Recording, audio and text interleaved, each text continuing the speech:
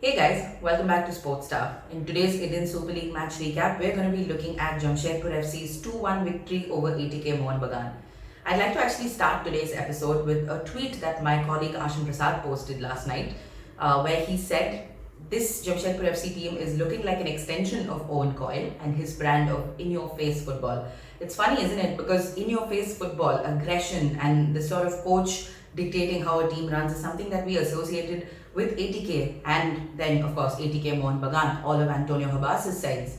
But now, Habas and his men are looking very, very clueless. It looks like that 5-1 loss at the hands of Mumbai City really ticked a nerve off there in the ATK Mohun Bagan side, and it's showing in terms of how they're unraveling in the field. This is their second loss on the trot after that Mumbai City FC drubbing, and it also poses some very difficult questions for this team to answer in terms of how they're going to bounce back. For a change, Habas was there at the press conference. He didn't really reveal much about what he thought after this game, but he said there are no excuses and we've got a lot of work to do in terms of getting this team back on track. Let's find out why it came to that in our recap of this game. Coming into this game, Habas had mentioned that Tiri will be back in the sort of scheme of things for ATK Mohun Bagan, but we didn't really see him come on. And the reason I'm mentioning this here is because the presence of somebody like him would have made a big difference to how this team looked defensively. Both these teams come in with prolific strikers, but I think the difference between the two sides was how their defense was organized. Peter Hartley is an absolute wall, a rock in that Jamshedpur FC defense, and he really rallies his forces very, very impressively to make sure nothing goes past that backline. It's not as porous as ATK Mohun Bagan's has been in multiple parts, be it in the Mumbai City game or even in this game. To be fair, ATK Mohun Bagan had also done their homework on the likes of Nereus Valskis and Greg Stewart, who again seem to be coming together to really combine well and create opportunities. But what they missed out on was these two are not the only ones creating chances for Jamshedpur. You had several others who had the potential to create chances and even managed to find the back of the net. The biggest example of this is Semil Ndungal, who's been impressive for all the teams he's played for in the ISL in his career.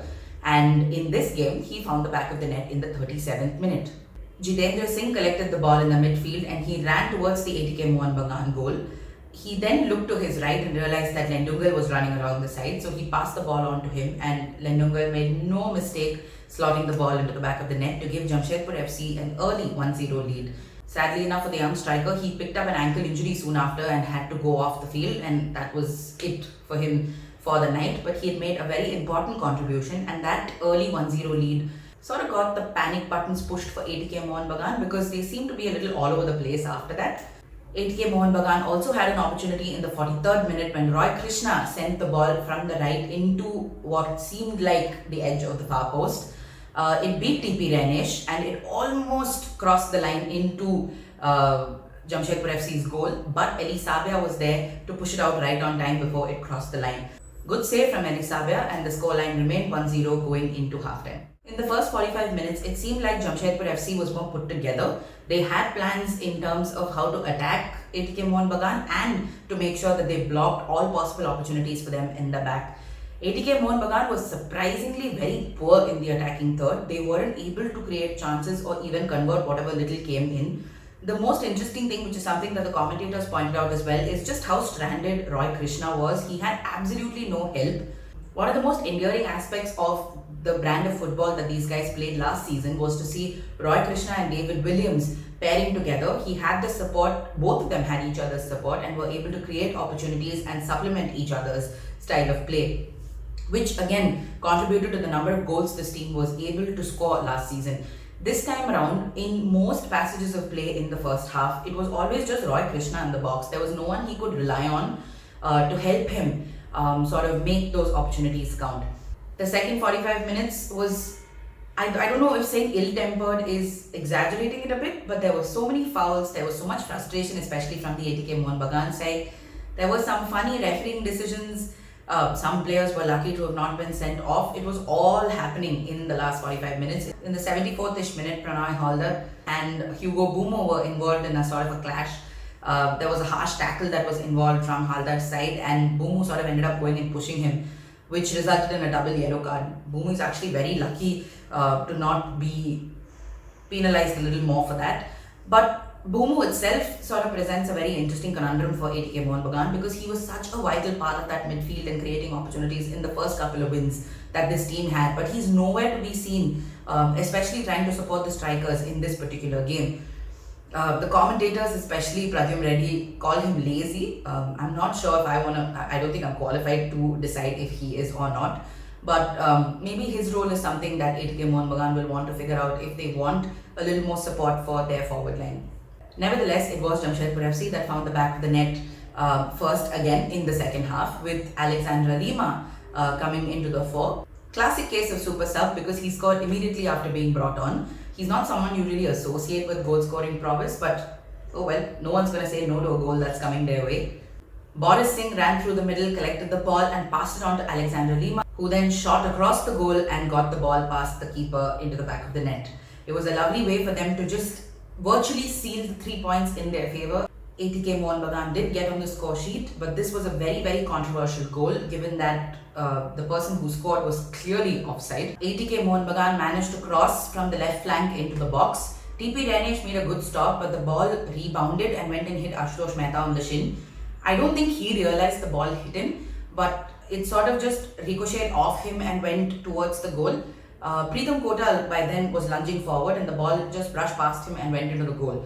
Kotal was clearly in an offside position, but the linesman did not put the flag up and the goal was awarded to ATK Mohun Bagan. This is just one more addition in the number of dubious refereeing decisions that we've seen over the seasons in the Indian Super League, and I'm sure we have not heard the last of it yet. Obviously, this and a lot more of this will be discussed in very, very detailed manner in our podcast, The Full-Time Show, so do make sure you watch out for that. Episodes drop midweek every other week as long as the Indian Super League is on. Anyway, after all of this drama, what we're left with is a 2-1 victory going Jamshedpur FC's way. Second loss on the trot for ATK Mohun Bagan with much left to figure out. Owen Coyle was a very happy man after this game and he said that he was particularly proud of how his Indian players were performing in this game.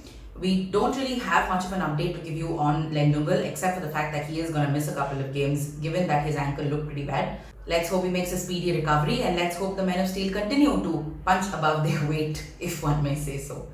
Before we take a look at Tuesday's match, let's take a quick look at what the standings look like.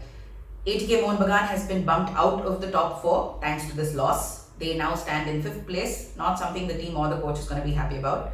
Jamshedpur FC meanwhile has gone up to 2nd position, which is Mumbai City left on top. Given how they're going, we won't be surprised if they manage to hit the summit as well.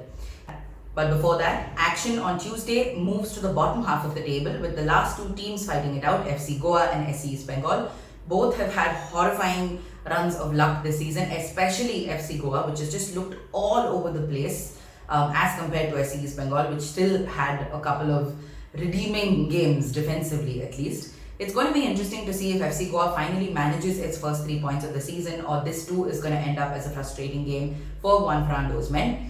SC East Bengal has an opportunity to take advantage of a very down and out FC Goa side to register 3 points on the board itself. So how this game goes will be very crucial for us to watch. Please make sure you follow along with us on our website www.sportstar.thehindu.com. We have live blogs running. We'll make sure to bring you all the updates as they happen. You can also go onto our website to check out interviews, podcasts, videos, analysis, stats and much more. If you'd like to follow live updates on our social media handles, find us on @SportstarWeb. If you'd like updates delivered directly to your inbox, we can do that as well. Do make sure you subscribe to our Telegram channel for the same. Until our match review of the FC Goa versus SC East Bengal game, that's all we have for you today. Take care and thanks for watching.